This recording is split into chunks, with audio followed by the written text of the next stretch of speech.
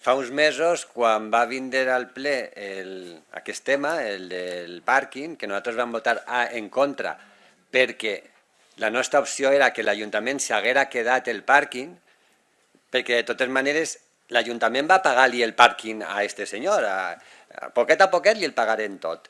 Ja té una rebaixa del cànon durant 10 anys, aproximadament 180.000 euros.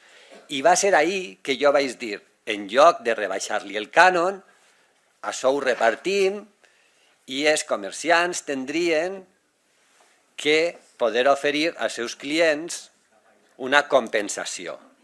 I això precisament és el que han fet vostès. Però, a més, regalant-li a aquesta persona els 50.000 euros, que són 100.000 a l'any, si continuem, no? Si segueix així. 100.000 a l'any per 40 anys, doncs si fan comptes, el benefici l'ha tret ben beneficiat. Que no se'ls diga que això és públic. Això és un robo per als contribuents. És una malíssima gestió. I que no es vinguin ara encara a dir que el pobret home s'ha gastat 2,5 milions d'euros. Mira, el pobret home este ha tingut una sort que ni se ho imagina. Perquè si aquestes coses es haveren sabut, algú més hauria pogut anar a la subhasta. Algú.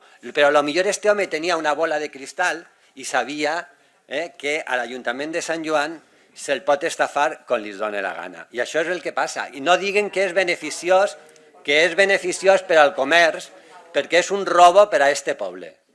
I aquestes coses són. A veure, feu comptes. És beneficiar a una empresa privada i no al poble de Sant Joan. Moltes gràcies.